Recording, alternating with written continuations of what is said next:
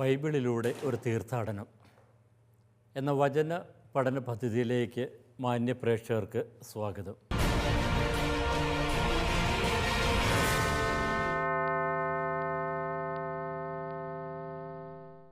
വെളിപാട് ഗ്രന്ഥം 14-ാം അധ്യായമാണ് നാം ഇപ്പോൾ പഠന വിചിന്തന വിഷയമാക്കുന്നത്.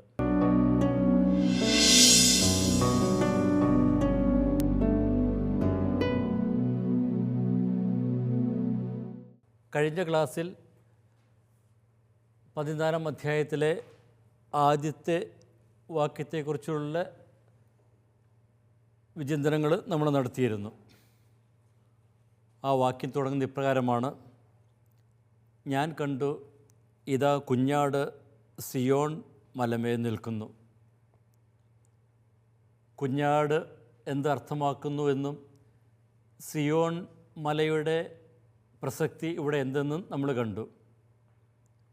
തിന്മയുടെ ശക്തികൾക്കെതിരെ പോരാടി അവയെല്ലാം തോൽപ്പിക്കുന്ന യേശുവിൻ്റെ ശക്തിയാണ് കുഞ്ഞാടിൽ പ്രകടമാകുന്നത്. കൊല്ലപ്പെട്ടതുപോലെ നിൽക്കുന്ന കുഞ്ഞാട്, അത് കുരിശിൽ മരിച്ച് ഉയർത്തെഴുന്നേറ്റ ക്രിസ്തുവിൻ്റെ ഒരു പ്രതീകം തന്നെയാണ്. വീണ്ടും നമ്മൾ സിയോൺ മലയുടെ അർത്ഥം എന്തെന്നും നമ്മൾ മനസ്സിലാക്കുവാനായിട്ട് ശ്രമിച്ചു. സിയോൺ മല പഴയ നിയമത്തിൽ ജെറുസലത്തോടൊപ്പം വളരെ പ്രധാനമായിട്ടുള്ള ഒരു സ്ഥലം തന്നെയാണ്. ജെറുസലമിലെ ആ ഉയർന്ന ആ ഒരു പ്രദേശം, ആ ഉയർന്ന ഒരു മല, അതിനെയാണ് സിയോൺ മല എന്നവർ അർത്ഥമാക്കുക. ദൈവത്തോടടുത്ത് നിൽക്കുന്ന ആ ഒരു പ്രദേശത്തെ അവർ വളരെ വിശുദ്ധമായിട്ട് കണ്ടിരുന്നു, ദൈവത്തിൻ്റെ സാന്നിധ്യത്തിൻ്റെ സ്ഥലമായിട്ട് കണ്ടിരുന്നു. അതുപോലെ തന്നെ ദൈവം അവിടെ നിന്ന് ഭരണം നടത്തുന്നു എന്നും അവർ വിശേഷിപ്പിച്ചു. അതുകൊണ്ട് തന്നെ സിയോൺ മല ദൈവത്തിൻ്റെ രക്ഷയുടെ പ്രതീകം കൂടിയാണ്. രക്ഷിക്കപ്പെട്ട ജനത മുഴുവൻ ആ സിയോൺ മലയിലേക്ക് വരും എന്നുള്ള ഭാഗങ്ങളും പഴയ നിയമത്തിൽ നിരവധിയാണ്. അപ്പോൾ സിയോൺ മലമേൽ നിൽക്കുന്ന കുഞ്ഞാട് ദൈവത്തിൻ്റെ രക്ഷ യാഥാർത്ഥ്യമാക്കുന്നതിൻ്റെ പ്രയോഗം തന്നെയാണ്. അപ്പോൾ കുഞ്ഞാടിനോടുകൂടെ നിൽക്കുന്ന 144,000 പേര് എന്ന് പറയുമ്പോൾ പഴയ നിയമത്തിലെ ദൈവജനത്തെ പോലെ രക്ഷിക്കപ്പെട്ട ജനത ആ സിയോൺ മലയിലേക്ക് വരുന്നത്, അല്ലെങ്കിൽ ക്രിസ്തുവിലൂടെ രക്ഷിക്കപ്പെട്ട ആ ദൈവജനത്തെയാണ് ഇവിടെ അവതരിപ്പിക്കുക. സിയോൺ മലയിൽ കുഞ്ഞാടിനോടൊപ്പം നിൽക്കുന്നു എന്ന് പറയുമ്പോൾ നിൽക്കുക എന്ന പദപ്രയോഗത്തിൻ്റെ അർത്ഥവും നമ്മൾ 5-ാം അധ്യായത്തിൽ കണ്ടിരുന്നു. യേശുവിൻ്റെ ഉത്ഥാനത്തിൽ പങ്കുചേരുക എന്ന് തന്നെയാണ് അത് അർത്ഥമാക്കുന്നത്. അപ്പോൾ കുഞ്ഞാടിൻ്റെ ആ തിന്മയ്ക്കെതിരെയുള്ള ആ യുദ്ധത്തിൽ പങ്കുചേർന്ന് തിന്മയുടെ ശക്തികളുമായി പോരാടി കുഞ്ഞാടിനോട് വിശ്വസ്തത പുലർത്തി അവിടുത്തെ ഉത്ഥാനത്തിൽ പങ്കുചേരുന്ന 144,000 പേര്, അല്ലെങ്കിൽ ദൈവജനം മുഴുവനെയാണ് ഇവിടെ അവതരിപ്പിക്കുക. ഇനി തുടർന്ന് പറയുന്ന കാര്യങ്ങൾ: അവരുടെ നെറ്റിയിൽ അവൻ്റെ നാമവും അവൻ്റെ പിതാവിൻ്റെ നാമവും എഴുതപ്പെട്ടിരിക്കുന്നു. ഇപ്പോൾ കുഞ്ഞാടിനോട് കൂടെ നിൽക്കുന്ന ആ ദൈവജനത്തിൻ്റെ വിശേഷണമാണ്. അവരുടെ നെറ്റിയിൽ ദൈവത്തിൻ്റെ നാമവും കുഞ്ഞാടിൻ്റെ നാമവും ഒക്കെ എഴുതപ്പെട്ടിരിക്കുന്നു. അപ്പോൾ തിന്മയുടെ ശക്തികൾക്കെതിരെ പോരാടി വിജയിച്ചവരാണ് അവർ. ഇനി അവർ ആദ്യഫലമായിട്ട് വീണ്ടെടുക്കപ്പെട്ടവരുമാണ്. ഇപ്പോൾ നേരെ സൂചിപ്പിച്ച പോലെ കുഞ്ഞാടിൻ്റെ കൂടെ നിൽക്കുന്ന ആ വിജയം വരിച്ച വ്യക്തികൾ, അപ്പോൾ അവർക്ക് ലഭിക്കുന്ന ആ രക്ഷയുടെ ഒരു അടയാളം തന്നെയാണ് അവരുടെ നെറ്റിയിലുള്ള ആ നാമം, ദൈവത്തിൻ്റെ നാമം എന്ന് പറയുന്നത്. അപ്പോൾ നമ്മൾ വെളിപാട് 3-ാം അധ്യായത്തിൽ 12-ാം അധ്യായത്തിൽ സഭകൾക്കുള്ള കത്തിൽ അവർക്ക് കൊടുക്കുന്ന വാഗ്ദാനമുണ്ട്, വിജയം വരിക്കുന്നവർക്ക് ലഭിക്കുന്ന വാഗ്ദാനം. അപ്പോൾ വിജയം വരിക്കുന്നവരുടെ നെറ്റിയിൽ ദൈവത്തിൻ്റെയും കുഞ്ഞാടിൻ്റെയും നാമം ഉണ്ടായിരിക്കും, രേഖപ്പെടുത്തും എന്ന് അവിടെ വാഗ്ദാനം ചെയ്യുന്നുണ്ട്. അപ്പോൾ അതിൻ്റെ പൂർത്തീകരണമാണ് ഇവിടെ കാണുന്നത്. അപ്പോൾ 2-3 അധ്യായങ്ങളിൽ സഭകൾക്ക് നൽകുന്ന വാഗ്ദാനത്തിൻ്റെ ഒരു പൂർത്തീകരണം ഇവിടെ കാണുവാനായിട്ടൊക്കെ സാധിക്കും. അപ്പോൾ നെറ്റിയിൽ ഉള്ള ആ ഒരു നാമം സൂചിപ്പിക്കുന്നത് എന്താണ്? അവർ ദൈവത്തിൻ്റെതാണ്, ദൈവത്തിൻ്റെ സ്വന്തം തന്നെയാണ്. 7-ാം അധ്യായത്തിലും നമ്മൾ കാണുന്നുണ്ട്, നെറ്റിയിൽ മുദ്ര കുത്താനായിട്ട് നിയോഗിക്കപ്പെടുന്നതിനെക്കുറിച്ച് കാണുന്നുണ്ട്. അപ്പോൾ രക്ഷ നേടി തൻ്റെ സ്വന്തമാണ് എന്ന് ദൈവം പ്രഖ്യാപിക്കുന്നതാണ് ഈ നാമം അവർക്ക് നൽകുന്ന വഴിയായിട്ട് അവിടുന്ന് ചെയ്യുന്നത്. ഇനി വെളിപാടിൽ അവൻ്റെ നാമവും യേശുവിൻ്റെ നാമവും അവൻ്റെ പിതാവിൻ്റെ നാമവും എന്ന് നമ്മൾ കാണുന്നു. അപ്പോൾ ഇവിടെയുള്ള ആ ഒരു പ്രയോഗം ദൈവത്തെ യേശുവിൻ്റെ പിതാവ് എന്ന് വെളിപാടിൽ വിവരിക്കുന്നുണ്ട്. യേശുവിൻ്റെ പിതാവ്. എന്നാൽ വിശ്വാസികളുടെ പിതാവ് എന്നുള്ള പ്രയോഗം അത് വെളിപാടിൽ കാണുന്നില്ല. അപ്പോൾ യേശുവിൻ്റെ പിതാവാണ് ദൈവം. ഇനി അവൻ്റെ പേര്, ദൈവത്തിൻ്റെ പേരും അവരുടെ നെറ്റിലുണ്ടായിരിക്കും എന്ന് പറയുന്നതിന് ചില സാമൂഹിക പ്രതിധ്വനികൾ അതിൽ കാണുവാനൊക്കെ സാധിക്കും. കാരണം സിയൂസ് ദേവന്മാരുടെയും മനുഷ്യകുലത്തിൻ്റെയും പിതാവാണ് എന്ന് അക്കാലങ്ങളിൽ പറയപ്പെട്ടിരുന്നു. അതുപോലെ തന്നെ ചക്രവർത്തിയും രാജ്യത്തിൻ്റെ പിതാവാണ്. അപ്പോൾ ദേവന്മാരുടെ പിതാവായിട്ടുള്ള സിയൂസ് അല്ലെങ്കിൽ ജനതകളുടെ എല്ലാം സാമ്രാജ്യത്തിലെ പിതാവായിട്ടുള്ള ചക്രവർത്തി. അപ്പോൾ അതിൻ്റെയൊക്കെ പശ്ചാത്തലത്തിൽ പറയുന്നു യഥാർത്ഥത്തിൽ അവരുടെ പിതാവ് സ്വർഗസ്ഥനായ പിതാവ് തന്നെയാണ്. അപ്പോൾ ആ പിതാവിൻ്റെ നാമമാണ് ഇവിടെ രേഖപ്പെടുത്തിയിരിക്കുന്നത്. അപ്പോൾ രക്ഷിക്കപ്പെട്ട അല്ലെങ്കിൽ വീണ്ടെടുക്കപ്പെട്ട ആ ജനത്തിന് ദൈവത്തിൻ്റെയും യേശുവിൻ്റെയും നാമം നൽകിയിരിക്കുന്നതായിട്ട് ഇവിടെ വിവരിക്കുന്നു. ഇനി നാമം എഴുതപ്പെട്ടിരിക്കുന്നു. അപ്പോൾ അതിലും ആ ഒരു പ്രയോഗത്തിലും ചില പ്രത്യേകതകൾ കാണുവാനായിട്ട് നമുക്ക് സാധിക്കും. നമുക്കിവിടെ വെളിപ്പാട് ഗ്രന്ഥത്തിൽ ഉപയോഗിച്ചിരിക്കുന്ന ചില പ്രയോഗങ്ങൾ അത് നേരത്തെ സൂചിപ്പിച്ചിരുന്നു. നെറ്റിയിൽ നാമം രേഖപ്പെടുത്തുക, കൈത്തണ്ടയിൽ അടയാളം അത് പതിപ്പിക്കുക. അപ്പോൾ നാമം രേഖപ്പെടുത്തുക, ദൈവനാമം എഴുതപ്പെടുക എന്ന് പറയുമ്പോൾ ദൈവം അവരെ സ്വന്തമായി സ്വീകരിച്ചിരിക്കുന്നു എന്ന് തന്നെയാണ് അർത്ഥമാക്കുക. അപ്പോൾ അതിന് വിപരീതമായിട്ട് ഭൂവാസികളുടെ മേലുള്ളത് മൃഗത്തിൻ്റെ പേരാണ്. വെളിപാട് 13-ാം അധ്യായത്തിൽ നമ്മൾ കണ്ടിരുന്നു.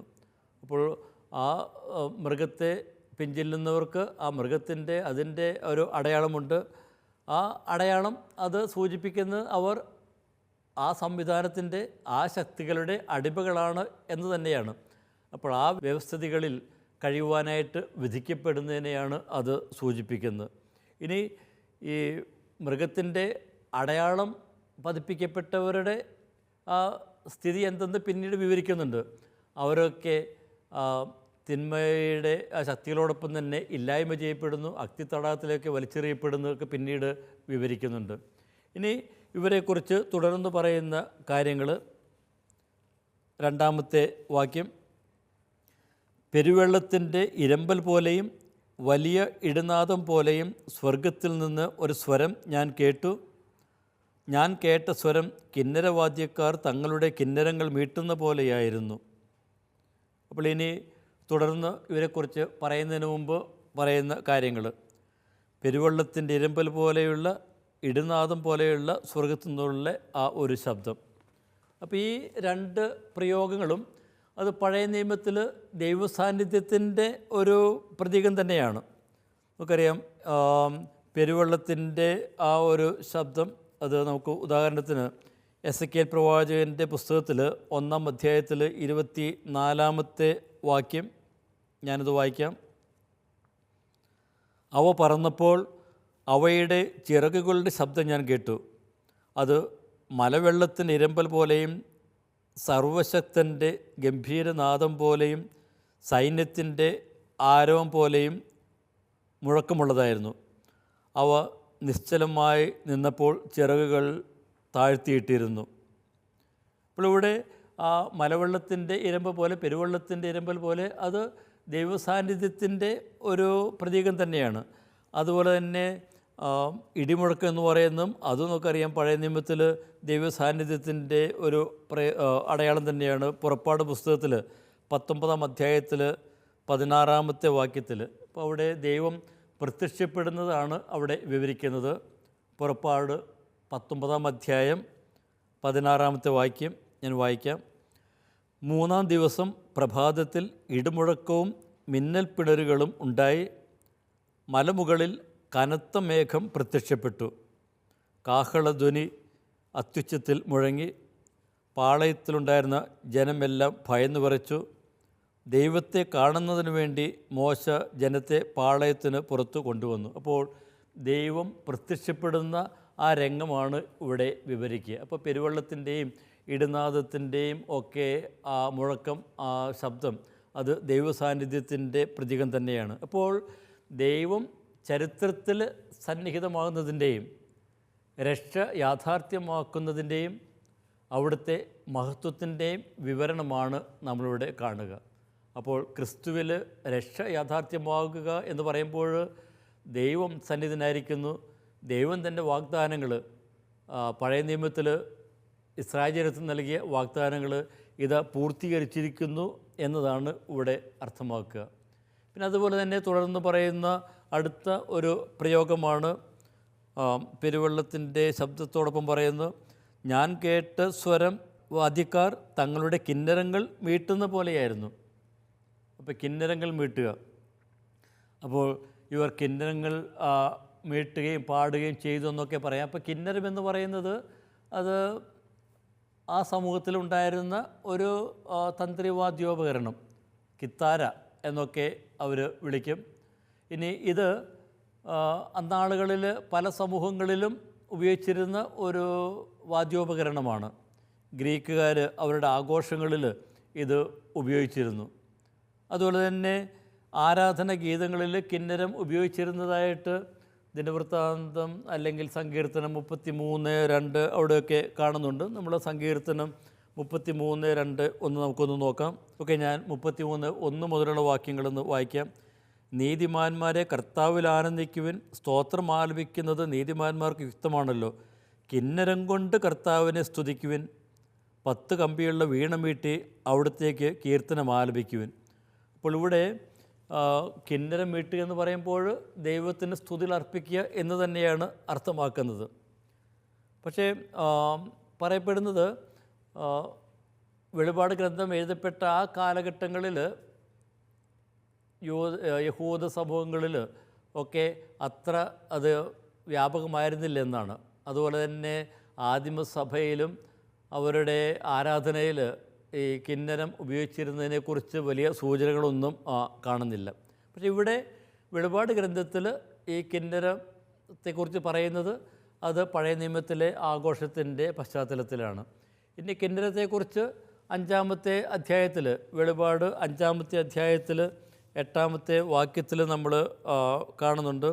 അവൻ ചുരുളുകളെടുത്തപ്പോൾ 4 ജീവികളും 24 ശ്രേഷ്ഠന്മാരും കുഞ്ഞാടിൻ്റെ മുന്നിൽ സാഷ്ടാംഗം പ്രണമിച്ചു. ഓരോരുത്തരും കിന്നരവും വിശുദ്ധരുടെ പ്രാർത്ഥനകളാകുന്ന പരിമളദ്രവ്യം നിറഞ്ഞ സ്വർണ്ണ കലശങ്ങളും വഹിച്ചിരുന്നു.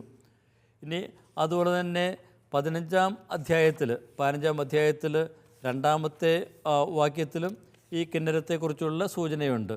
മൃഗത്തിന്മേലും അവൻ്റെ പ്രതിമയിന്മേലും അവൻ്റെ നാമസംഖ്യയിന്മേലും വിജയം വരിച്ച് ദൈവത്തിൻ്റെ കിന്നരവുമായി പളുങ്ക് കടലിൽ നിൽക്കുന്നവരെയും കാണുന്നതിനെക്കുറിച്ച് പറയുന്നു. അപ്പോൾ 2 സ്ഥലത്തും കുഞ്ഞാടുമായിട്ട് ബന്ധപ്പെടുത്തിയാണ് ഈ കിന്നരം അവിടെ സൂചിപ്പിക്കപ്പെടുന്നത്. അപ്പോൾ ഇത് യേശുവിൽ യാഥാർത്ഥ്യമാകുന്ന ആ രക്ഷയെയാണ് ഇത് സൂചിപ്പിക്കുക. അപ്പോൾ ആ രക്ഷയുടെ പശ്ചാത്തലത്തിൽ ഇവർ സ്തുതിഗീതങ്ങൾ അർപ്പിക്കുന്നു. അപ്പോൾ സ്വർഗീയ ആരാധനയുടെ പശ്ചാത്തലത്തിലാണ് ഈ ദൈവസ്വരം വ്യാഖ്യാനിക്കേണ്ടത് എന്ന് ചുരുക്കം. ഇനി ഇവിടെ വിവിധങ്ങളായിട്ടുള്ള പ്രതീകങ്ങൾ ഉപയോഗിച്ചിരിക്കുന്ന നമ്മൾ ഇവിടെ സൂചിപ്പിച്ചു.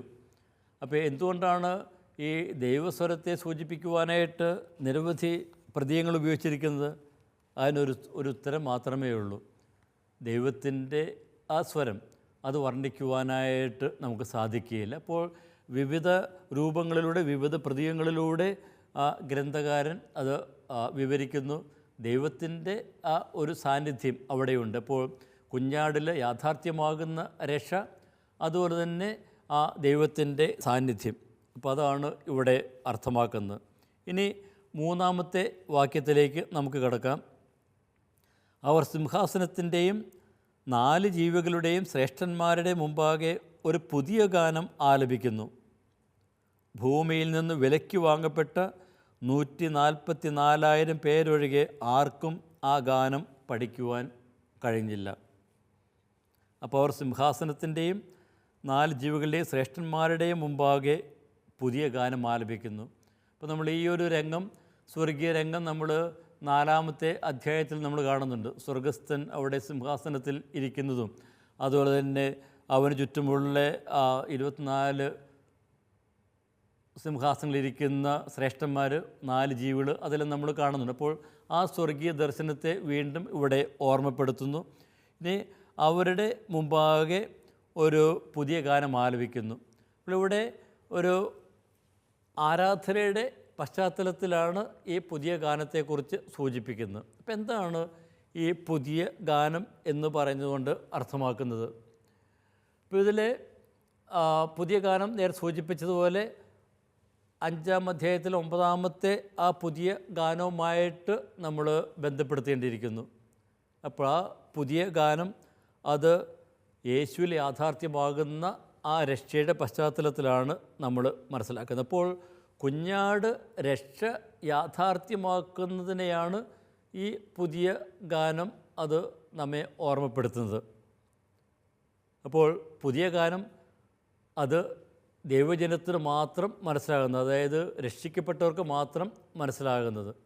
അപ്പോൾ പുതിയ ഗാനം അത് രക്ഷയുടെ ഒരു ഗാനം തന്നെയാണ്.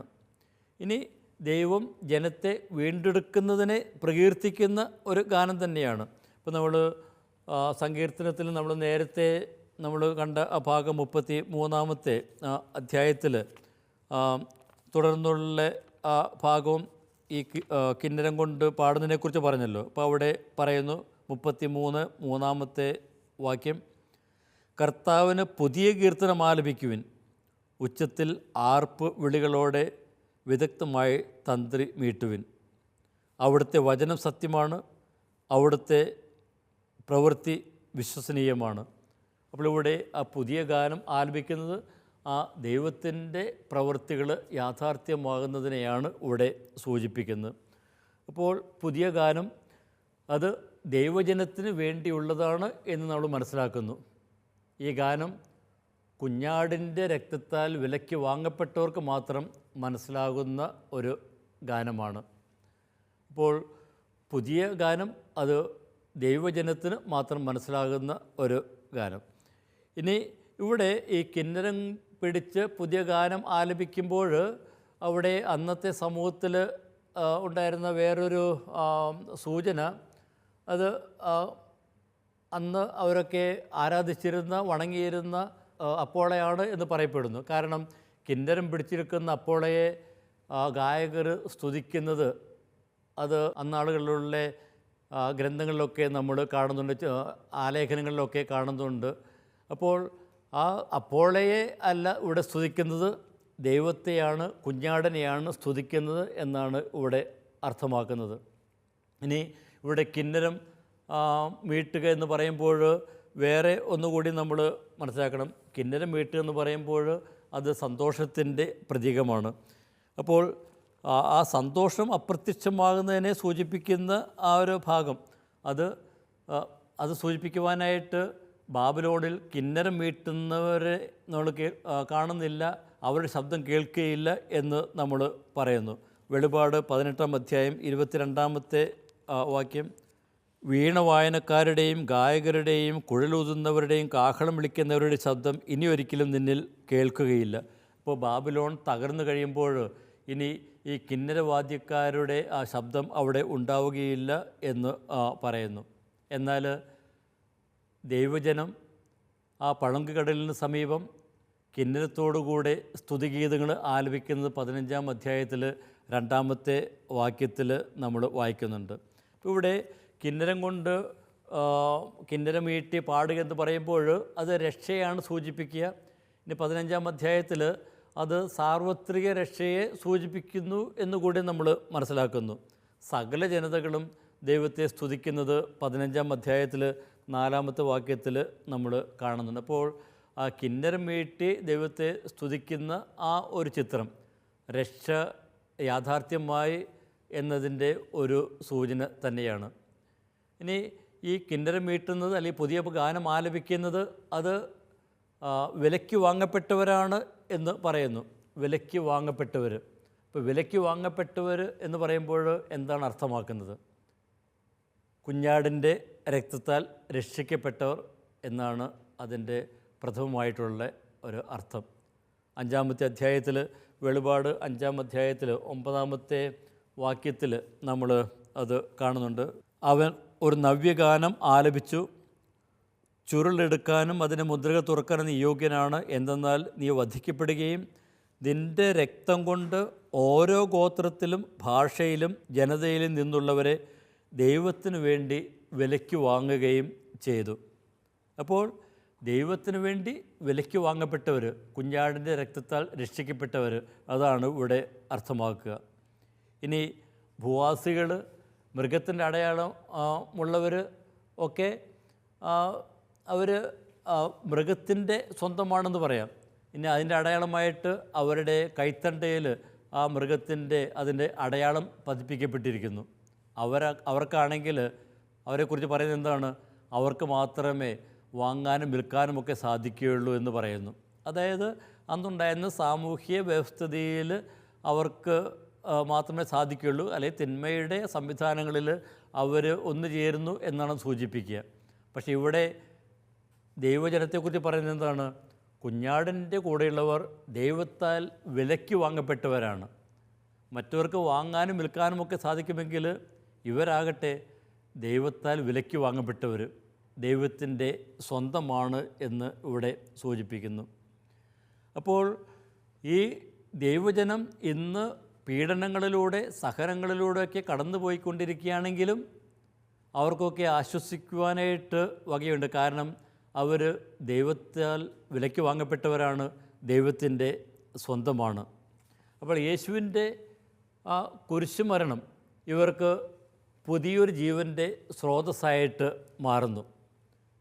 ഈ 144,000 പേര് ദൈവത്താൽ വിലയ്ക്ക് വാങ്ങപ്പെട്ടവർ കുഞ്ഞാടിനോടുകൂടെ ചേർന്ന് നിൽക്കുന്നവരാണ്. എനിക്ക് വിലയ്ക്ക് വാങ്ങപ്പെട്ടവരാണ് എന്നുള്ള ആ ഒരു പ്രയോഗം, അത് ഗ്രീക്ക് ഭാഷയിലുള്ള പ്രയോഗത്തിന് വേറൊരു മാനം കൂടിയുണ്ട്.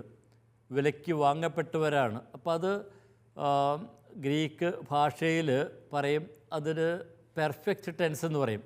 അത് ഭാഷയുടെ പ്രത്യേകതയാണ്. അതായത് ഈ പെർഫെക്റ്റ് ടെൻസ് ഉപയോഗിക്കുമ്പോൾ അതിൻ്റെ അർത്ഥം അതിൽ പറഞ്ഞിരിക്കുന്ന കാര്യങ്ങൾ ഇപ്പോഴും നിലനിൽക്കുന്നു എന്നാണ് അതിൻ്റെ സൂചന.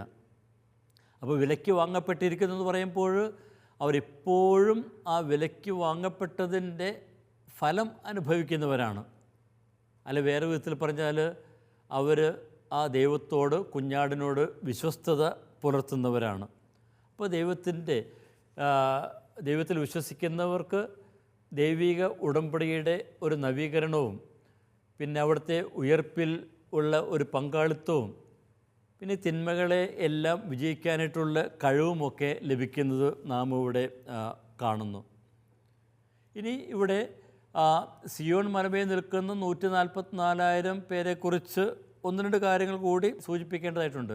സിയോൺ മലമേൽ നിൽക്കുന്ന 144,000 പേര്. ആരാണ് ഈ 144,000 പേര്? ചില അബദ്ധ പഠനങ്ങൾ ഇതിനെ ആസ്പദമാക്കിയിട്ട് ഉള്ളത് നമ്മൾ കാണുന്നുണ്ട്. ഈ സിയോൺ കൂടാരത്തിൽ ഏതാനും ചിലർക്ക്, അല്ലെങ്കിൽ ഒരു കൃത്യസംഖ്യ ആളുകൾക്ക് മാത്രമേ അത് പ്രവേശിക്കാൻ സാധിക്കുകയുള്ളൂ എന്നുള്ള ഒരു പഠനങ്ങളൊക്കെയുണ്ട്. അപ്പോൾ അതുമായിട്ട് ബന്ധപ്പെട്ട് ചില ഗ്രൂപ്പുകളെയും നമുക്ക് കാണുവാനായിട്ടൊക്കെ സാധിക്കും. അപ്പോൾ സിയോൺ മലമേൽ നിൽക്കുന്ന 144,000 പേരെന്ന് പറയുന്നത് ദൈവത്തിൻ്റെ രക്ഷയിൽ പങ്കുചേരുന്ന സർവ്വ ജനങ്ങളുമാണ്.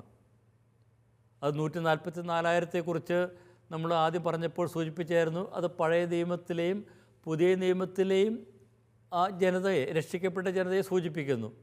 മാത്രമല്ല, പിന്നീട് നമ്മൾ കാണുന്നുണ്ട് സർവ്വ ജനതകളിൽ നിന്നും ഭാഷകളിൽ നിന്നുള്ളവരൊക്കെ അവിടത്തേക്ക് മഹത്വം നൽകുന്നു. അതായത് സർവ്വ ജനത, ലോക ജനത മുഴുവനും രക്ഷിക്കപ്പെടണമെന്നും അവരൊക്കെ ഈ സിയോൺ മലമേൽ കുഞ്ഞാടിനൊപ്പം ആയിരിക്കണമെന്നുമാണ് ദൈവത്തിൻ്റെയൊക്കെ പദ്ധതി. അപ്പോൾ ഇത് ഏതാനും ചിലരെ മാത്രം സൂചിപ്പിക്കുന്ന ഒരു സംഖ്യയില്ല. അപ്പം അങ്ങനെയുള്ള തെറ്റായിട്ടുള്ള പഠനങ്ങൾ, അബദ്ധ സിദ്ധാന്തങ്ങളൊക്കെ നമ്മുടെ ചുറ്റുമൊക്കെ ഉണ്ട്. ഇനി ഈ 144,000 പേർക്ക് മാത്രമേ ഈ പുതിയ ഗാനം പഠിക്കുവാൻ പറ്റുള്ളൂ, അവർക്കൊഴികെ വേറെ ആർക്കും സാധിക്കില്ലെന്ന് പറയുമ്പോൾ എന്താണ് അവർക്കൊഴികെ സാധിക്കുകയില്ല എന്ന് പറയുന്നതിൻ്റെയൊക്കെ അർത്ഥം. അപ്പോൾ അത് പിന്നെ ഒരു കാരണമായിട്ട് പറയുന്നത് അന്നൊക്കെ പ്രചാരത്തിലിരുന്ന ചില നിഗൂഢ മതവിശ്വാസങ്ങളാണ് അതിന് കാരണം. അപ്പോൾ അങ്ങനെ ആ ഒരു ചില സെക്റ്റുകളിൽ, ചില ഗ്രൂപ്പുകളിലൊക്കെ നിഗൂഢ മത ആചാരങ്ങളിലൊക്കെ പങ്കുചേരുന്നവർക്ക് മാത്രമേ അവർ പഠിപ്പിക്കുന്ന കാര്യങ്ങൾ മനസ്സിലാക്കാൻ സാധിക്കുകയുള്ളൂ എന്ന് പറയുന്നത്. അപ്പോൾ അതിൻ്റെ പശ്ചാത്തലത്തിലായിരിക്കാം ഇവിടെയും ഈ ഒരു സൂചന കൊടുത്തിരിക്കുന്നത്. പക്ഷേ അത് കുറച്ച് പേർക്കെന്ന് അല്ല, അത് രക്ഷിക്കപ്പെടുന്ന സർവ്വജനത്തിനും അത് പഠിക്കുവാൻ സാധിക്കും എന്ന് തന്നെയാണ് അർത്ഥം. അപ്പോൾ സിയോൺ മലമേൽ നിൽക്കുന്ന ആ 144,000 പേര് തിന്മകളുടെ ശക്തികൾക്കെതിരെ പോരാടി ദൈവം വാഗ്ദാനം ചെയ്ത ആ രക്ഷയിൽ പങ്കുചേരുന്ന ആ ദൈവജനം തന്നെയാണ്. ആ ഒരു ദൈവജനത്തിൻ്റെ കൂടെ ആയിരിക്കുവാനായിട്ട് വിളിക്കപ്പെട്ടവരാണ് നമ്മൾ. ഈ വചനത്തിലൂടെ കടന്നു പോകുമ്പോൾ തിന്മയുടെ ശക്തികൾക്കെതിരെ പോരാടി കുഞ്ഞാടിനോടൊപ്പം ആയിരിക്കുവാനായിട്ടുള്ള ആ ഒരു ആഗ്രഹം നമ്മിലും നമുക്ക് ജ്വലിപ്പിക്കാം. ഇനി തുടർന്നുള്ള കാര്യങ്ങൾ അടുത്ത ക്ലാസ്സിൽ കാണാം. അതുവരെ ഏവർക്കും ഈശോ മിശിഹായ്ക്കും സ്തുതിയായിരിക്കട്ടെ.